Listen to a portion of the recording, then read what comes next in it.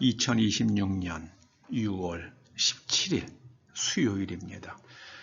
오늘 요한계시록 28번째 꼭지는 14장 1절에서 5절까지의 말씀입니다. 먼저 말씀을 함께 봉독하시겠습니다.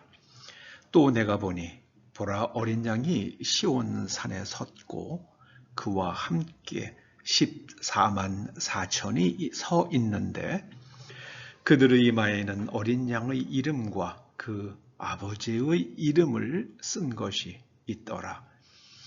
내가 하늘에서 나는 소리를 들으니 많은 물 소리와도 같고 큰 우레소리와도 같은데 내가 들은 소리는 검은 고 타는 자들이 그 검은 고를 타는 것 같더라.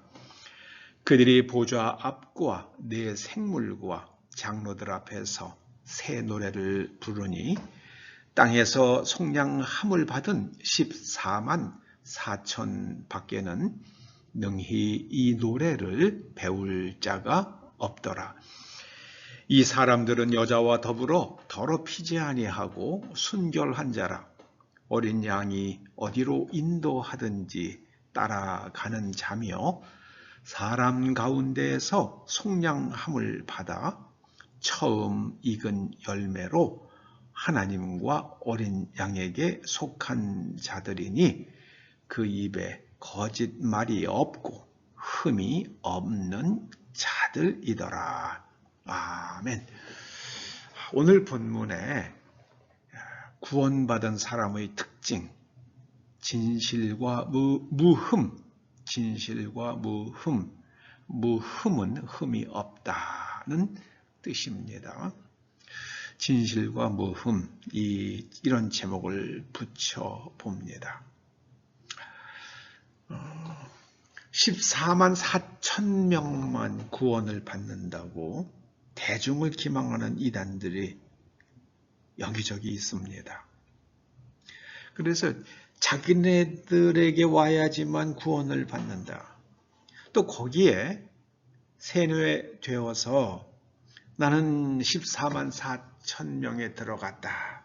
그래서 예수님 오실 때에 구원받는다.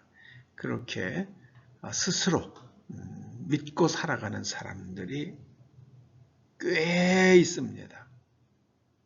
자, 그런데 이 14만 4천 명이 처음 나오는 7장에 보면은 14만 4천 명과 무수한 사람이, 흰옷 입은 무수한 사람이 나옵니다.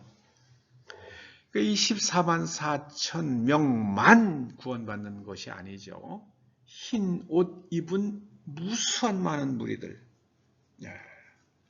성경을 한 곳만 가지고 그렇게 막 사람들을 세뇌하면 성경을 전체를 알지 못하는 사람들은 거기에 또 껍벅 넘어가기도 합니다. 얼마 전에 어떤 식사 후에 저녁 먹고 TV를 잠시 보는데요. 거기 한 젊은 영화 배우래요. 저는 처음 보는 사람이에요. 근데 어떤 토크쇼에 나와가지고 자기 어머니가 다단계 조직에 들어가서 돈을 많이 이제 거기에 갔다가 묶이는 것을 보고 내가 저 사람들이 어머니를 거기서 꺼내오기 위해서 내가 가서 저 사람들이 거짓말하는 것을 내가 잘 파악해서 어머니를 설득해서 더 이상 다단계를 하지 못하게 해야겠다. 그리고 거기를 갔는데 자기가 설득을 당했대요. 그래가지고 어머니 재산만 잃은 게 아니라 자기도 빚을 지고 자기 주위에 있는 사람들까지도 자기로 인해서 다단계에 포섭이 되었고 많은 손실을 입었다. 그런 얘기를 하더라고요. 그래서 그 다단계의 허점을 짚어내려고 하면은 그 쉽지 않습니다. 쉽지 않아요. 예전에 저희 교회에도 그런 일이 있었죠. 자주전에 그 한때 조단위의 사기를 친 그런 다단계 조직이 있었잖아요. 제가 하지 말라고 그렇게 강력하게 제가 이야기를 했는데도 그때 거기에 빠져 있는 한 성도님이 목사님이 도대체 뭘 알아서 그렇게 얘기하냐고 저한테 그러더라고요. 뭘 알아서? 당신이 뭘 아냐고. 그러면서 자기네 그 다단계를 시작한 아무개는 목사님은 그 사람 발치도 못 따라간다. 그 사람이 얼마나 지혜롭고 의롭고 선한 사람인 줄 아느냐. 근데 제가 그랬죠. 그래요? 그렇게 생각하십니까? 제가 보건대 그 6개월도 못 가서 사기라는 게 드러날 겁니다. 그때 정말 6개월이 못 가서 사기로 드러났고 그 사람은 어딘가로 증발했죠.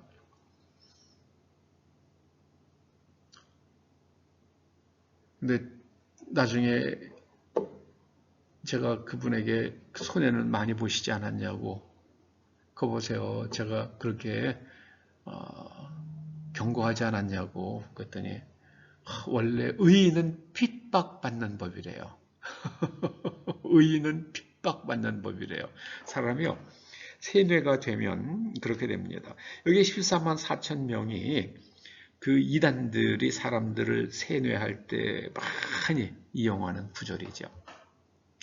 자, 그런데 이 14만 4천 명, 이것도 우리가 지금 다 그 숫자의 의미를 알지는 못합니다. 그러니까 그것은 모르는 거는 모르는 대로 넘어가는 게 그게 바른 자세입니다. 그런데 그 사람들의 특징은 뭐냐면요. 그들 이마에는 어린 양의 이름과 어린 양은 예수 그리스도죠. 그리고 그 아버지의 이름을 쓴 것이 있더라. 그 이마에 이름이 새겨진 것은 이 사람은 그 이름을 가진 사람의 소유라는 뜻이잖아요. 그래서 4절에도 보세요. 하나님과 어린 양에게 속한 자들이니.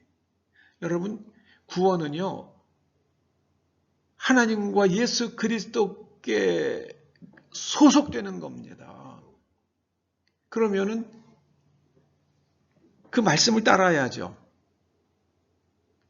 그런데 이단들은 언제든지 주여 믿습니다 한마디만 하면, 우리 조직에 들어오기만 하면 어떻게 살든지 자, 전에 너희들은 구원받고 죽어서 천국 간다. 성경에는 시간에 따라서 세 가지의 요소가 있죠. 지나간 날에 지은 죄는 어떻게 할 방법이 없잖아요. 그런데 사람에게 지은 죄는 가서 용서를 받으면 되죠. 그런데 사람에게 지은 죄는 또 하나님께도 지은 죄예요. 그래서 하나님께 지은 죄는 하나님께서 용서해 주시는 것을 용서를 받아야 돼요. 예수님의 십자가 구속의 사건은 하나님께서 우리를 징계하시는 것을 대신 받으신 거예요. 예수님께서. 자, 그런데 내가 사람에게 잘못한 게 있잖아요. 남의 돈을 떼어먹은 게 있잖아요. 그럼 갚아야죠. 갚아야죠. 하나님께서 나를 용서하셨으니까 나 그 빚 안 갚아도 된다. 그렇게 말하는 사람들이 실제로 있어요. 그런 걸 꼬집은 영화가 하나 있죠. 밀양이라는 영화에 보면은요. 그 아이를 죽인 학원장. 그런데 그 아이 죽은 아이의 어머니가 전도를 받고 이제 원수를 용서하라는 그 말씀을 듣고 그 학원장을 찾아가잖아요. 감옥으로 면회를 가요. 용서를 선포하러 갑니다. 그런데 학원장이 면회장에 나오는데 환하게 웃으면서 나오면서 저는 그리스도의 죄사함을 받았습니다. 저는 마음이 평안합니다. 자매님도 예수 믿고 구원받으십시오. 이게 말이 안 되잖아요. 그럼 그때 그 사람은 그 어머니에게 어떻게 됩니까? 제가 죽일 놈입니다. 정말 제가 죽어 마땅한 놈입니다. 제가 이렇게 이 자리에 당신 앞에서 이렇게 사죄를 드립니다. 그렇게 해야 되는데 나는 구원받았으니까, 나는 예수 그리스도의 십자가 은총으로 죄사함 받았으니까 나는 평안합니다. 성경에 어디 그런 구절이 나와? 성경이 어디 그렇게 가르칩니까? 사람에게 가서 용서를 받아야 돼요. 네. 남의 돈 떼어먹었으면 돈 갚아야죠. 남에게 잘못한 거 있으면 가서 그 사람에게 용서를 빌어야죠. 이게 형법을 보면은 이해할 수 있는 게 있죠. 형법에 보면은요, 내가 A에게, 만약 어떤 사람이 다른 사람에게 피해를 입혔어요. 그러면 사기를 쳤다. 그러면은 국가가 사기친 사람을 벌 주잖아요. 또 징역 2년, 금액이 크면은요. 징역 2년. 자, 그런데 사기 당한 사람은 사기친 사람의 징역 2년 사는 것보다 사실은 더 중요한 게 내가 잃어버린 돈을 되찾는 거잖아요. 근데 사기친 놈이 돈이 많아요. 집도 있어요. 부동산도 있어요. 그러면은 그 사람에게 네가 내 가져간 돈을 갖다가 돌려줘 하고 소송을 제기할 수 있다고요. 민사소송을. 그러면은 법원에서 돌려주라고 100% 그렇게 판결해 주죠. 그러니까 내가 죄를 지으면은 나는 나 때문에 피해를 입은 사람에게 보상을 해주어야 될 책임과 국가의 법을 어긴 것에 대해서 내가 벌을 받는 두 가지가 생긴다고요. 하나님 앞에서도 똑같아요. 하나님 앞에서 내가 용서받아야 되는 것과 나 때문에 생긴 내 죄로 인해서 피해를 입은 사람에게 내가 사죄받는 것, 이 두 가지가 같이 이루어져야 돼요. 자, 지나간 일이에요. 그건 오직 죄사함 받는 것밖에는 없어요. 그리고 죽어서 천국 가는 거요. 그 죽은 다음에 이래요. 하나님께서 약속해 주셨으면 믿고, 자, 살아있을 때 어떻게 살 거냐? 이게 말씀 나잖아, 5절에요. 거짓말하지 마라. 흠없이 살아라. 다른 사람에게 피해 입히지 말고 죄 짓지 말고 살아라. 그런데 거기 4절에 보면은요. 여자와 더불어 더럽히지 아니하고 순결한 자라. 그럼 결혼하지 말란 얘기인가요? 아니잖아요. 이거는요. 여기서 여자는 이 사도 요한이 계시를 받을 때에 그때 소아시아 지방에 아담의 신전들이 있었잖아요. 거기 보면은 성창이라고 그래가지고요. 사제들이 여자예요. 그럼 거기에 제사 지내러 온 남자들과 제물을 바치러 온 남자들과 그 성창들이 거기서 이제 관계를 갖죠. 그게 아담의 신전이 번창한 이유였어요. 그 도시 사람들이 다 그래요. 그러니까는 결혼을 해도 거기 결혼에 거룩함이 없어지잖아요. 나는 아담의 여신에게 가서 제물을 바치고 왔다. 그러니까 부인이 할 말이 없잖아요. 그게 그런 시대에, 그런 세상에 이게 지금 이 결혼의 순결을 가르치는 복음이 들어간 겁니다. 여기서 여자와 더불어 더럽히지 아니했다는 그 순결한 사람은요, 바로 우상에게 절하지 않는 사람이죠. 이게 자기 부인과 그렇게 여자와 결혼하는 걸 그걸 뜻하는 건 아니죠. 하나님께서 결혼 제도를 세우셨잖아요. 남자가 부모를 떠나 여자와 한 몸을 이룰지라고요. 그걸 갖다가 여자와 더불어 더럽힌다고 말씀한다고 그러면은 하나님께서 모순을 말씀하시는 거잖아요. 이거는 성창을 가리키는 것이라고 해석하는 것이 맞습니다. 그리고요, 어린 양이 예수 그리스도께서 어디로 인도하든지 따라가는 사람입니다. 믿으니까 따라가는 거죠. 구원받은 사람의 두 가지 특징은요, 진실과 흠 없음입니다. 진실과 흠이 없는 삶. 흠이 없으려고 그러면은요, 가치관을 결정하는 무엇이 옳은 것인가, 그것을 결정하는 세계관, 이 세계, 내면 구조라고 그래요. 이 내면 구조가 하나님의 말씀으로 완전히 재구조화되면 하나님의 말씀에 어긋나는 생각과 행동을 안 하게 되죠. 이게 흠없이 사는 유일한 틀입니다. 그 외에는 내면이 뒤섞이면은요, 방법이 없어요. 마약 중독된 사람들, 담배 중독된 사람들, 그거 뭐 빠져나가지를 못하잖아요.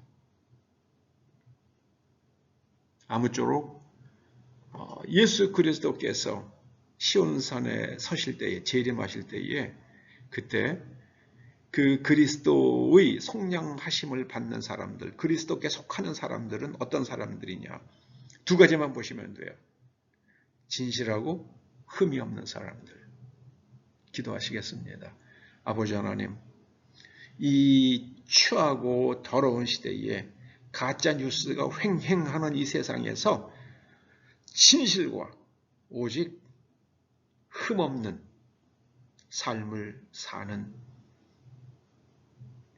사람들 되게 하시며 오직 하나님께 소속되어서 예수 그리스도께 속하여 내면 구조가 재구조화되어 생각과 행동이 하나님의 말씀에 일치될 수 있도록 기름 부어 주시옵소서. 예수님의 이름으로 기도드립니다. 아멘.